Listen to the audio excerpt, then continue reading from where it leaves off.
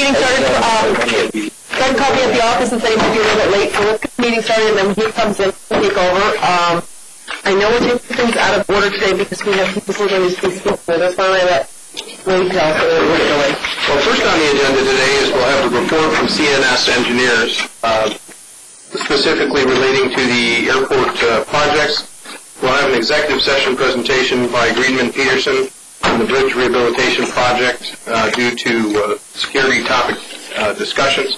And then we'll have the OBPA staff presentation on the 2010-2011 fiscal year budget. So at this point, makes most sense. We'll turn it over to our good friends at CNS, Tony and Mark. Thanks, Wade. For those who don't know me, Anthony Cypher, CNS Engineers, as far as airport design, construction supervisor, project side. Specifically, I guess, I'd like to review, I'm going to hand out a quick summary of some events that happened out here that we'd like to discuss further.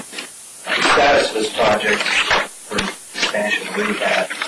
The proposed substantial completion of the project. You have a punch list that was completed in 2010, some correct errors.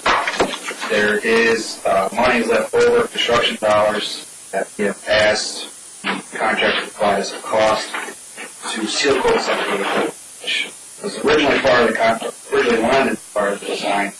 The projected money that wasn't feasible to put in for it. So it's a left of money side suit. The PAPIs also are to be completed by the end of the month. We'll apply check-in during the holiday season. That's typically we're supposed to receive a complete project next week. The FAA standard moratorium on holidays, get somebody out of here at the city to play check-in. Quite honestly, it's probably not going to. So January, we get our visual aids back up. I guess there was a concern in regards to the asphalt paving on this project during the surface course. There was 2 lifts out there. The first course was a 2.5-inch length basics, a B surface course, and then final lift, a C surface course, an 1.5 inch. The standards for that, or for the FAA, are to be what is called test strips. Typically, you put 2 down. If either of those 2 fail, they're replaced at the part of the project expense.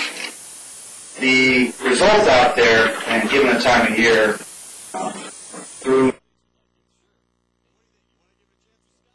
the authority and the FAA, individually, all the asphalt would have passed during production. The product is more than acceptable, and accordingly, the FAA agreed to allow the authority to leave it in place with a condition that it paid at 50%.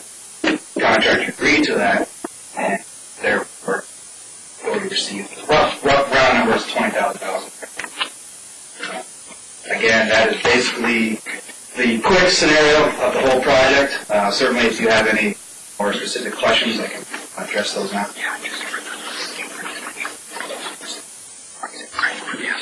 So just recapping, the total penalties assessed on the project is $21,195.72. Yeah, there was some penalties assessed on the first lift, standard production penalties, and they actually did receive a few $1,000 in bonuses. So the actual total penalty is more around $23,000. If that specification allows banking, you can never, if you were to originally receive $10,000 in monies for paving asphalt, the FAA doesn't allow you to receive more than that. But if you get penalized, you can use that bonus bank to offset your penalties. So it makes a really, really tough spec a little more fair to the contractors. That's basically what they did. Tony, is there any way of telling us whether or not, with the reduced payment, how much less life expectancy we'll have out of this asphalt? Yeah, half the life, and I'm just guessing because it's 50% or somewhere around there. Yeah, I can see that. There's no significant reduction. There isn't. All individual test results are more than acceptable. Okay. Yes. I think that's the important thing is that there's different testing requirements, specification requires for test strip versus normal production paving. Right. And the test strips met the production paving part. And because the test strip requirements, because part of the test strip requirements is that there's a level of consistency that's required of the contractor for the production mix that he provides. So the mix itself just didn't meet the consistency requirements, but all the other requirements were well respected. Okay. And so that's why we wouldn't expect any significant reduction in license. And I think that's a lot of the reason why the FAA Allowed it. allowed it to stay in. It's not a unique situation. It's not common to leave test strips in because, quite frankly, these are the best passing test strips I've ever seen. And the results were that good. Statistically, standard deviation-wise, they fail. Okay. So Guillermo failed the paving out of Washington. He agreed. That's what right. Steve, did you have any concerns? No, Everything? no, Tony, as far as that spec goes, some of that is a little over my head as far as statistically. Okay.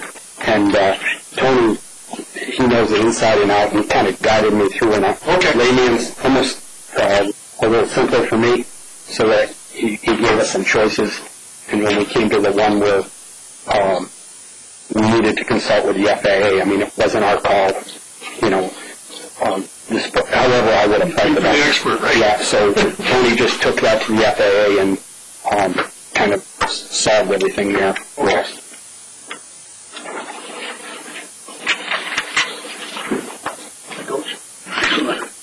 All set? Thank you. The general remark, you'll review the rest of the projects. Well, I guess that was really the main reason we were here. We just wanted to clarify and answer any of those questions regarding that paving on that particular project. But I'm here standing in for Jim Morrissey, who you usually see at these meetings. And Jim provided this list, a status report of our ongoing projects that are moving forward and progressing. And Tony kind of reviewed item 1. Item 2 is an obstruction analysis for runway 9. And that is just in the beginning stages. The FAA just gave us, at the end of this fiscal year, or gave the authority a grant for doing an obstruction analysis, which requires flying the approaches and take pictures and have the surveyor identify what the heights of all the objects are. In this case, the trees within the cemetery are the most significant issues that we have. And before we approach the cemetery in any formal way, the FAA really didn't feel comfortable with the old obstruction data that was done back when the authority was thinking about putting a glide slope on that runway in, which had to be, that had to be 10 years ago at least.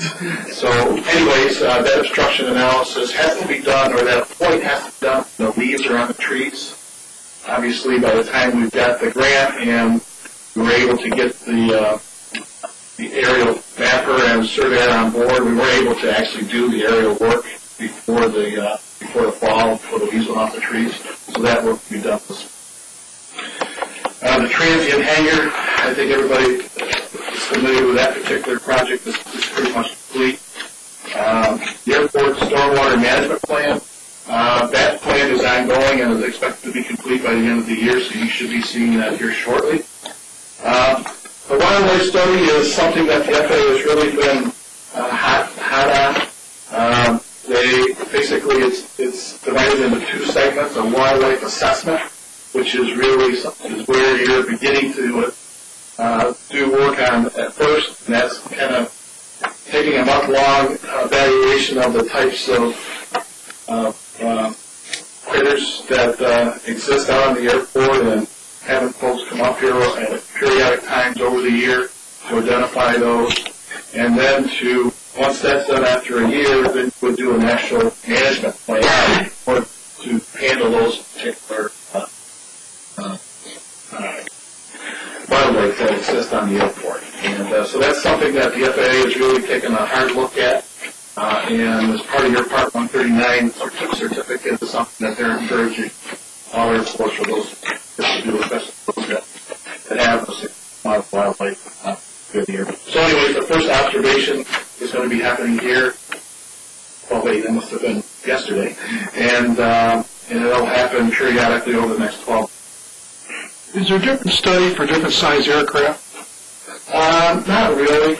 It's just a bigger area. I think the study itself, the assessment is pretty much the same. The management plan may be more significant at a larger field where there's more significant numbers of aircraft and operations. But in essence, I believe the assessment itself and the plan are pretty much the same no matter where you are. I don't know if a Fox wouldn't affect the 747, where it may affect when the aircraft's here. I guess that's what I was thinking. Yeah, that is probably true. Although they have those types, they have smaller types of aircraft. Those, and I'm not so sure that they would differentiate that significantly between a Fox and a Goose. Goose won't stop. I think that's really where a lot of this came from. The recent bird strike that they had in Oregon. Security fencing, that project, there was a request to delay that until August of next year to get more information with regards to the wildlife study, so that if there is any impacts to the way that fence is designed, that you would include that into your design fence.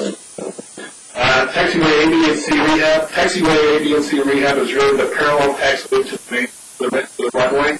Again, that project was just funded at the beginning of at the end of this past fiscal year, and the surveys, topographical surveys, and the borings to identify the types of soils beneath pavement, those were just completed over the past couple of weeks. So we'll be designing that over the winter, and hopefully there'll be funding in order to get that constructed next year.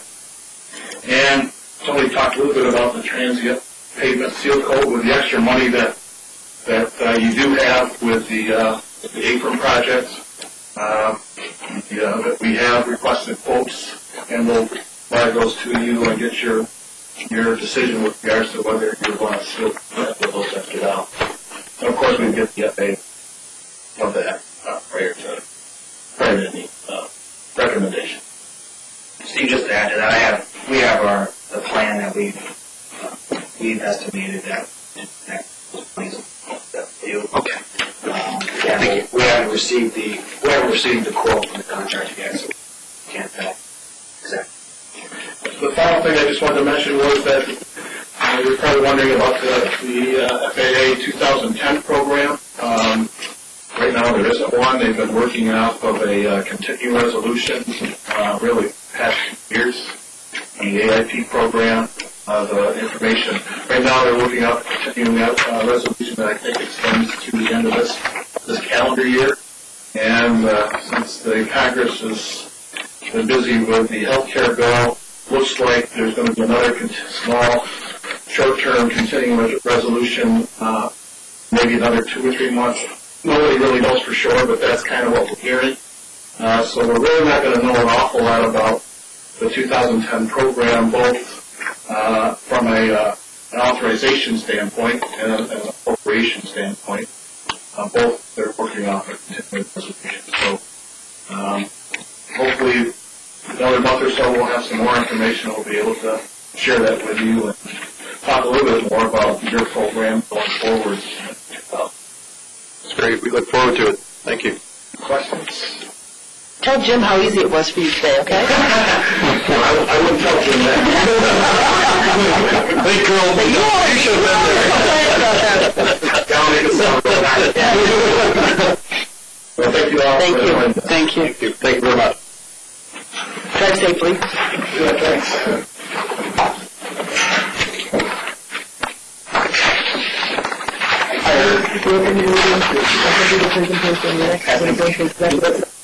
Call that.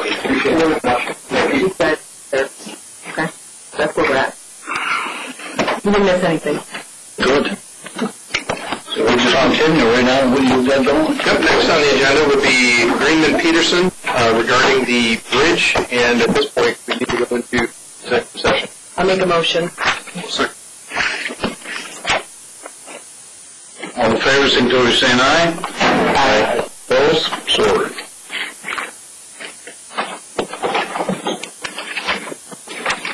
introduce Eric from GPI. Eric, I know you haven't had a chance to set up your It looks like you have some more. I do have some off. All right, so you can give it a shot. You'll mess up your numbers, Mark.